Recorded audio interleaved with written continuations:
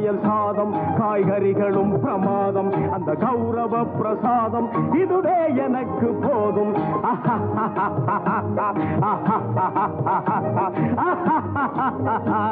Hi friends, welcome to அல்லீஸ் தர்பார். இந்த நாள் இனிய நாளாக அமைய வாழ்த்துக்கள். இன்னைக்கு சண்டே வீக்கெண்டு. எல்லாரும் நம்ம வழக்கமாக செய்யக்கூடிய ஒரு பிரியாணி தான், வெஜிடபிள் பிரியாணி ப்ளஸ் ப்ரெட்டு சேர்த்து செய்ய போகிறேங்க. அவ்வளோதாங்க. அதுக்கு உண்டான இன்க்ரீடியன்ஸ் எல்லாம் தான் ரெடி பண்ணி வச்சுருக்கேன்.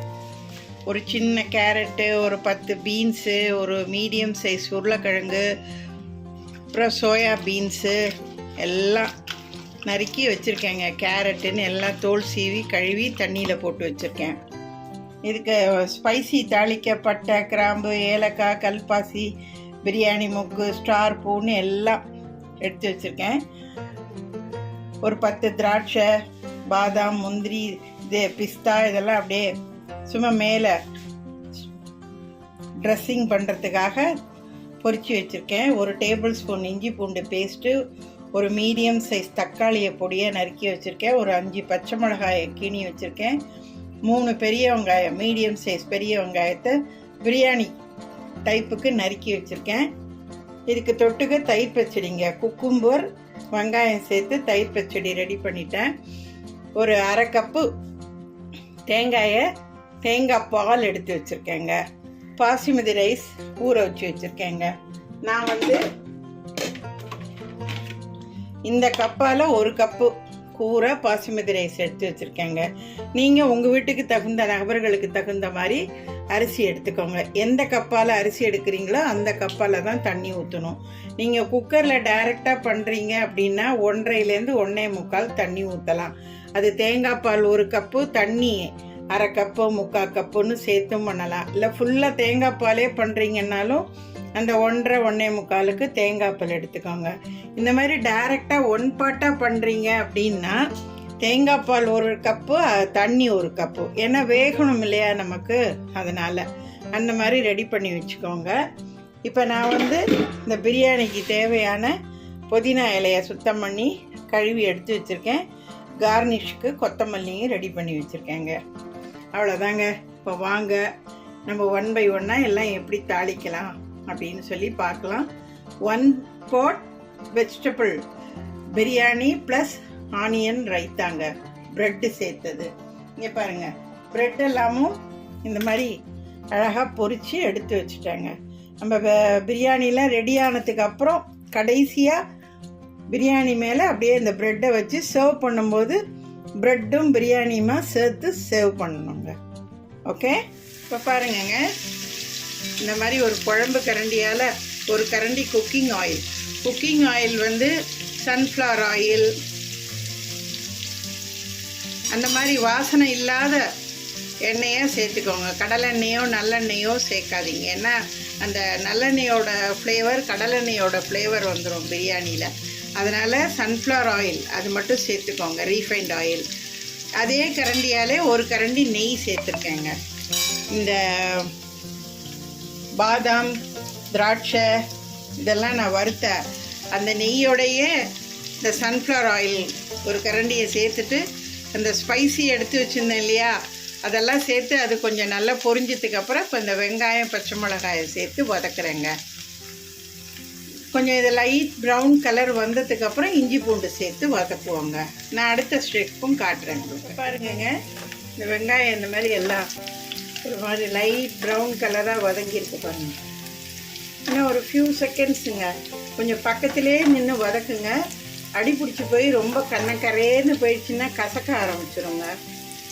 அதனால் கொஞ்சம் மீடியம் ஃப்ளேமாக தீயை வச்சுக்கிட்டு இந்த மாதிரி கொஞ்சம் கைவிடாமல் பக்கத்திலே நின்று நல்லா வதக்கிட்டு, இப்போ இந்த ஸ்டேஜில் இஞ்சி பூண்டு பேஸ்ட் எடுத்து வச்சுருக்கோம் இல்லையா, அதையும் சேர்த்து வதக்கி மசாலா வாசனை கொஞ்சம் போனதுக்கப்புறம் நம்ம நறுக்கி வச்சுருக்க காய்கறி எல்லாம் சேர்த்து வதக்குவோங்க. நான் அடுத்த ஸ்டெப் காட்டுறேன். இப்போ பாருங்கங்க, இஞ்சி பூண்டு பேஸ்ட் வதங்கினதுக்கப்புறம் இந்த புதினா எடுத்து வச்சுருந்தேன் இல்லையா, கழுவி சுத்தம் பண்ணி அதை சேர்த்து வதக்குறேங்க. இது ஒரு ஃபியூ செகண்ட்ஸு நல்லா அந்த இலையெல்லாம் ஓரளவு இந்த தீயில் நல்லா வதங்கி நல்லா கொஞ்சம் வெந்ததுக்கு அப்புறமா காய்கறியை சேர்த்து வதக்குவோம். இப்போ பாருங்கங்க, காய்கறி சேர்த்து கொஞ்சம் வதக்கிட்டேன். 1 டீஸ்பூன் தனி மிளகாய்த்தூள், 2 டீஸ்பூன் மல்லித்தூள், 1 டீஸ்பூன் இந்த பிரியாணி மசாலா விற்கும்லங்க அது சேர்த்துருக்கேன். இல்லை கரம் மசாலா கூட சேர்க்கலாம், எந்த ஃப்ளேவர் உங்களுக்கு பிடிக்குதோ அதை ஆட் பண்ணிக்கோங்க. மஞ்சள்தூள் 1 டீஸ்பூன் சேர்த்துருக்கேன். இந்த பிரியாணிக்கு உண்டான உப்பையும் இதில் ஆட் பண்ணிட்டேங்க.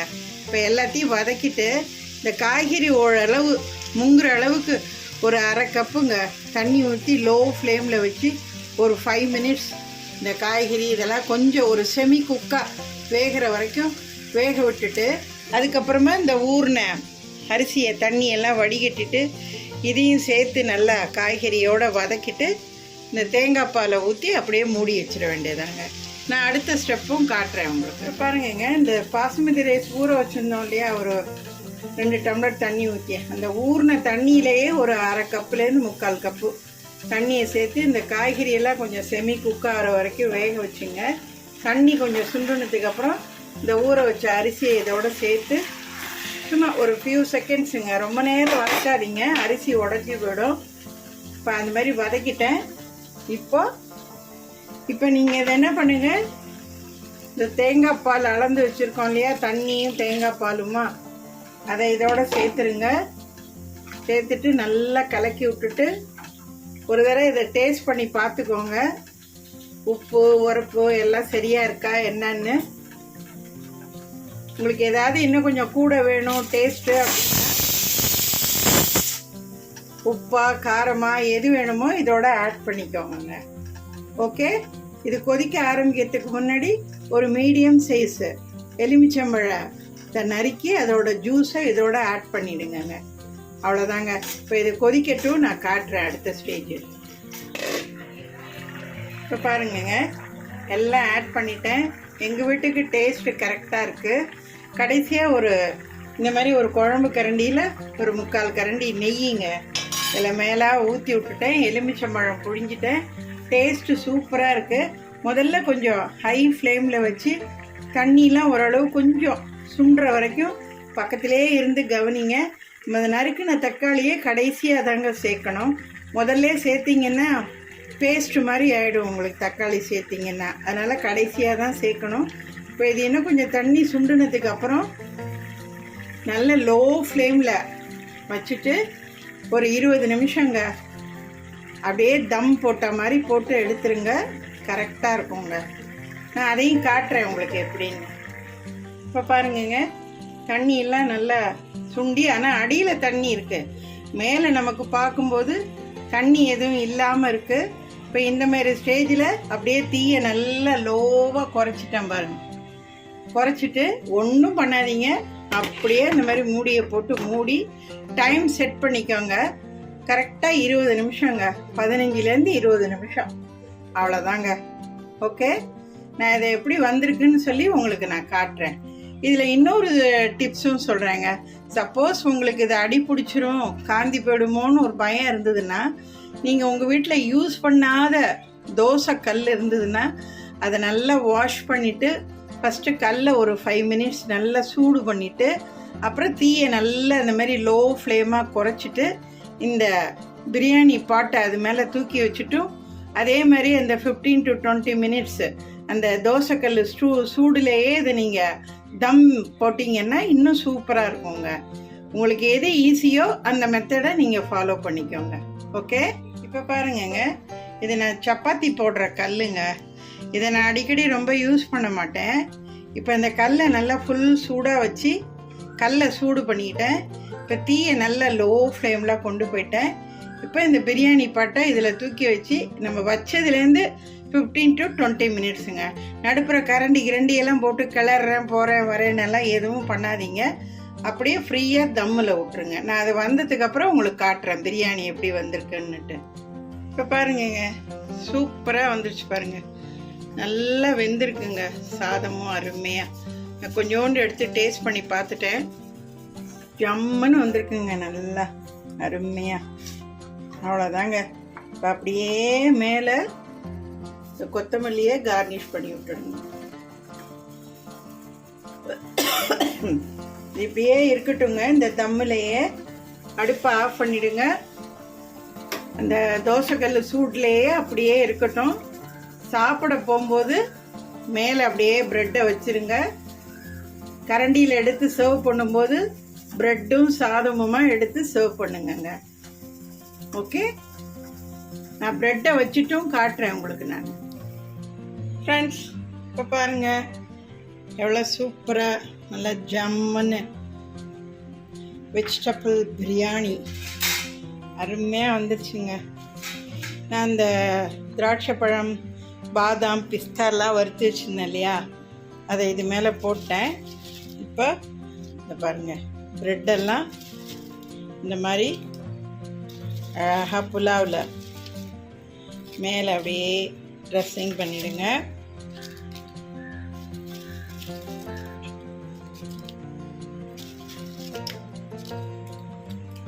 இந்த மாதிரி எல்லா ப்ரெட்டையும் அழகாக வச்சுட்டு இப்போ என்ன பண்ணுறீங்கோ, சாதம் எடுக்கும்பொழுது பாருங்க இந்த மாதிரி ப்ரெட்டும் சாதமுமா எடுங்க. ஓகே, பாருங்க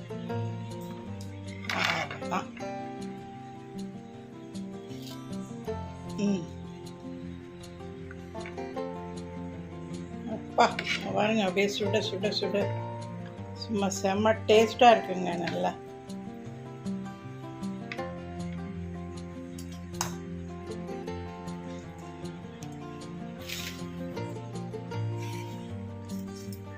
பாருங்க. இருங்க, இப்போ இதில் தயிர் பச்சடியும் சிப்ஸும் வச்சு காட்டுறேன்.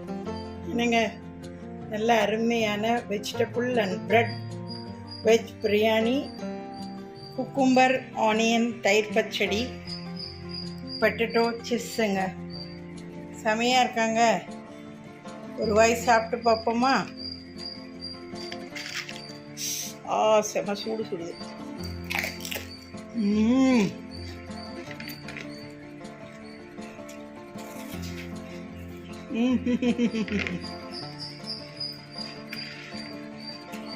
வா, ரிச்சாக இருக்குங்க. அப்படியே செம்ம டேஸ்டாக இருக்குங்க. சாதம் நல்லா பளபளன்னு வெந்து இந்த நெய், இந்த பாதாம், திராட்சை, இந்த ப்ரெட்டோடு சேர்த்து சாப்பிடும்போது அப்பா அன்பிலீவபிள் டேஸ்ட்டுங்க. ரொம்ப நல்லா இருக்குங்க. நம்ம வீட்டில் நம்மளே இந்தமாரி தயார் பண்ணி ஒரு டின்னர், வீட்டிலே ஒரு சின்ன function, birthday party, wedding day, எது வேணாலுங்க, ஒரு கெஸ்ட்டை நம்ம கூப்பிட்றோம் அப்படின்னா நம்மளே இந்தமாரி வீட்டில் சிம்பிளாக அழகாக செஞ்சு டேஸ்ட்டாக அருமையாக சாப்பிட்லாங்க. பிரமாதமாக வந்திருக்குங்க. உங்களுக்கும் இந்த வீடியோ பிடிச்சிருக்குன்னு நினைக்கிறேன். நீங்களே இதை விரும்புவீங்கன்னு நினைக்கிறேன். இதோட இன்க்ரீடியன்ஸ்லாம் நான் டிஸ்கிரிப்ஷன் பாக்ஸில் கொடுத்துட்றேன்.